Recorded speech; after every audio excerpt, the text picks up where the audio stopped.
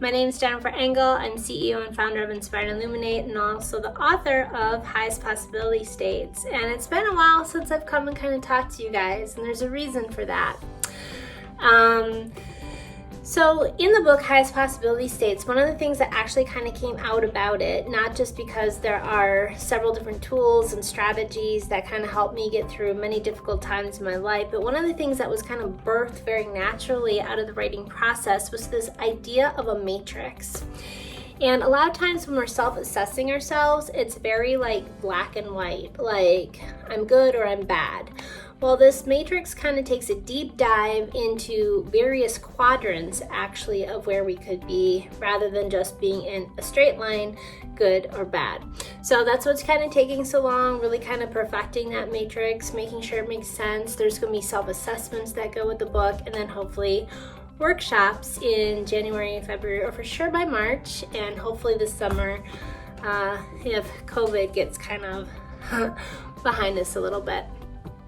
All right, but today what I want to do is I want to do like a little mini self-assessment. The last time that I met you guys, we talked about the tool 4 and 5, kind of like making a commitment and things like that, maybe trying to figure out what area in our life we want to work on. And since January 1st is just around the corner, I thought this would be another good time to think about goals and to think about something that I want to talk about, All right, I just realized that even though my writing was correct, yeah, I had to like mirror it. We read left to right. We don't read right to left. So I apologize for that part, but you're just gonna have to get the book. So when you see that, I apologize. It's a good exercise for your brain, which I call the power of focus. Now, many times in our lives, what we have to do is we have to expand and we have to collapse. If you even think about the breath, right? We expand and we collapse. Sometimes we need to step back and take a big look at pictures and things.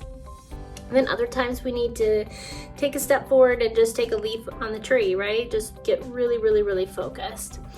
Now, one of the things that I've learned is the power of focus in my life and how it comes to certain areas of my life. Now, be impressed because I wrote this backwards so that when I held it up, it would actually make sense. So the thing that we're going to talk today is we're going to talk about tool 6 and 7, which is what and who do you value? So this is like a little mini deep dive. This is just one of the things that we think about and talk about in the book. So if you have like a little whiteboard or a piece of paper or anything like that, you can get it out. You can make that good old Venn diagram that you might have seen, okay? And what I want you to do on one side is I want you to really think about your top 1 to 5, probably 3 to 5 things that you really value and that add value to your life, okay? That make you happy, make you filled with joy, make you feel safe, make you feel comfortable, make you feel secure. So that's what you're gonna put on one side of the Venn diagram. On the other side of the Venn diagram, what you're gonna do is you're going to put down the people in your life that you hang out with the most. You might also include people you wish you could hang out with more, but that's who you're going to put in this one. And then maybe you would actually, and I hate to like rank people, I really don't like to do that, but this really is supposed to get you to focus on what can give you more power, okay? So when you're thinking about the people in your life that you spend the most time with, and it looks a little bit different in the book. So like you're gonna list on one side the people that you spend the most time with, and then on the other side, the people that you value the most, and the people who give you the most value. Many times people don't really think about their relationships too much. They just end up getting into friendships and relationships with people who actually end up draining their power and draining their energy, and they really don't give a lot back. And so what you want to do is you want to think about who in my life, when I spend time with them, I feel more peace, I feel more confident, I feel more joy, I feel more compassion. Those are the people that actually add value to your life. And so you are going to kind of make a star of the top 3 to 5 people. What happens is, and then there are some things, and the book's going to talk about this. Obviously, a little podcast or YouTube can't do that right now. But there are things that you have to do.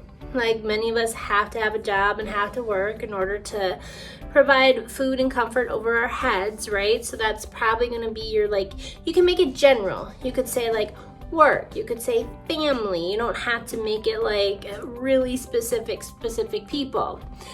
And then what you want to do is you want to say, are the people in my life and that like matching the values that I have in my life? And the people or the groups of people that actually match, that is going to be your sweet spot, okay? So, you know, this is one of the things that I talk about in my life. Like, so many people and things are constantly bombarding us nowadays for our attention and our time. But the truth is we really don't have a lot of energy and we really don't have a lot of time. So the more you can limit this nice sweet spot between your values and the people that give you value and that you value, those really should be like no more than 3 to 5 people or areas that you give your time to. And the more that you actually lessen that sweet spot, then the more power and the more focus you can give to them.